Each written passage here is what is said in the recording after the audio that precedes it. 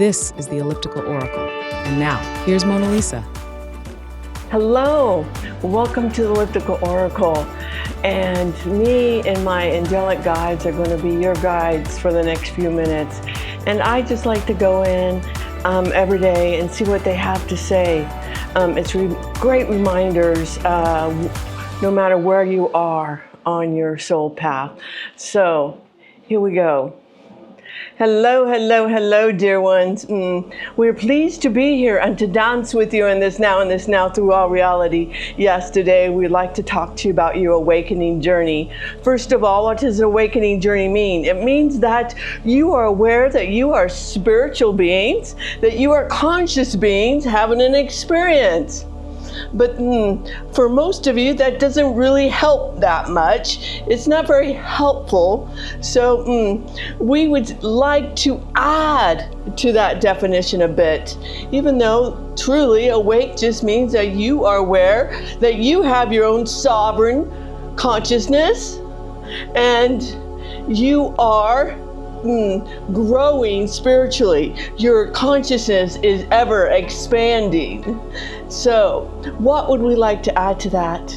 We would like to remind you as an awakened being, because we know for many of us, we have been here on the earth plane and had lived many lives, and we know how deep and murky and dense that 3D living can be. And so we would like to remind you as awakened beings that you are not separate from all that there is. You are not separate from God, for you see that your soul contains you, the crystalline body, the physical body. And what else does your soul contain? Your consciousness, and the consciousness of all that is that you are connected to. Your soul, you are just a sliver of your soul that is immense and that sees through time and space and is eternal. So this reminds you in your awakened state that death isn't real. That death is something that you agreed to, that the body would shed away, but your soul is eternal, and that you one day would remember, death of the physical body is just a rebirth back home. It's just a rebirth back home. It's a glorious day to be celebrated. It's a glorious time for you when you will wake up. And we encourage each and everyone on the awakening journey not to hurry. Not to hurry. For as your consciousness rises, you help support the earth. You help support the population in rising in their consciousness. For that is how it is achieved. That is how higher consciousness comes about. And we would also like to remind you that as you go through your day, you remember that this is a field trip for your soul, that you planned it out at the soul level. So as this is a field trip for your soul and the experience is real, that you laid out life lessons. And some of them are tough, some of them come and go, some of them are small, like perhaps a fender bender in 1 week, or some of them are really huge, like a loss of a job or a house. So you laid out these lessons for your greatest growth. And even when you become awake and this stuff still happens, you're like, what? It's not about life happening to you. It's about your perception, how you perceive it. Can you look at it differently? Those life lessons you agreed to are still going to come. But now it's about how you perceive it. Do you perceive it as a challenge and as a gift, as a way to grow your soul? as a way for you to continue down that soul path and step into your self-realization, realizing your existence is enough, and creating your heaven on earth through the love and the peace within your heart. And you find that love and peace by stepping into you, by knowing who you are, by following what we have termed the positive energy stream, following that intuition, even if it's neutral. A neutral intuition is beautiful. It's a beautiful way to follow. Let us give you an example of how to follow your neutral intuition. So let's say you're like the channel and you're on a long walk and you get the nudge to go a different way, but you always go one way, but you get the nudge to go the other way. You think, but I always go this way. But you follow the nudge. You follow that nudge and you go the other way, but you come back around.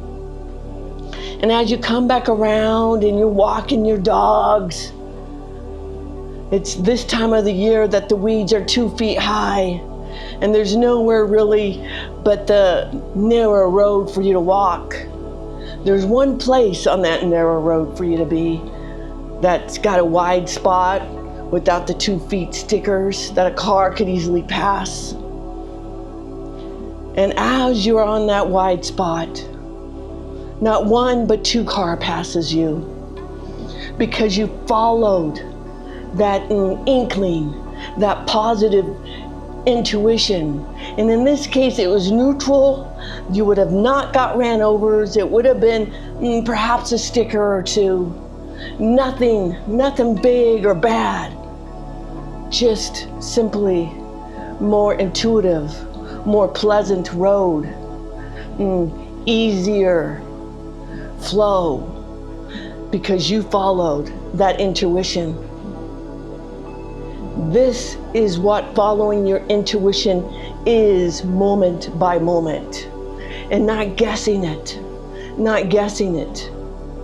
If you start to guess it, if you have an intuition and it feels good one way and you decided, no, I really am going to go the other way, that's using the mind. And we would ask you to slow down to think, how did that turn out for you? How did that turn out for you?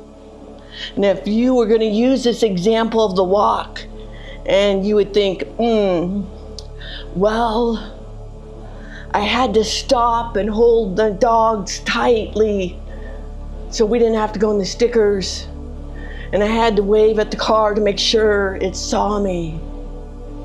So, but other than that, it was a great walk. But that could have been easily avoided. Your higher self knew that you could have avoided that if you would have followed that neutrality path. Sometimes it's neutrality, that is the higher path. We would say most of the time it is.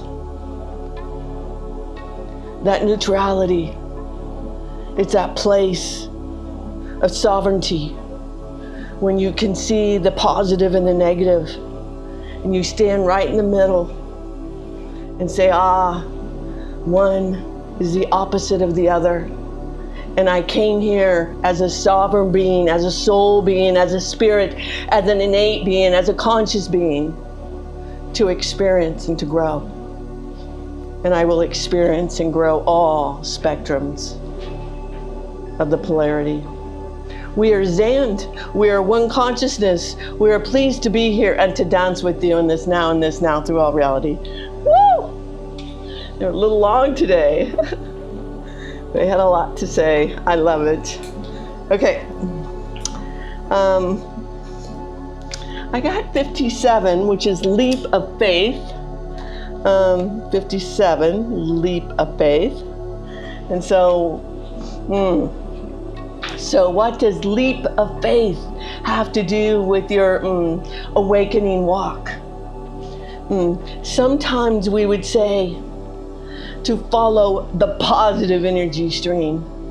For many of you on this planet at this time, many, it takes a leap of faith to trust the universe, to trust source, to trust your higher self, to trust your angelic team, to breathe and say, I'm going to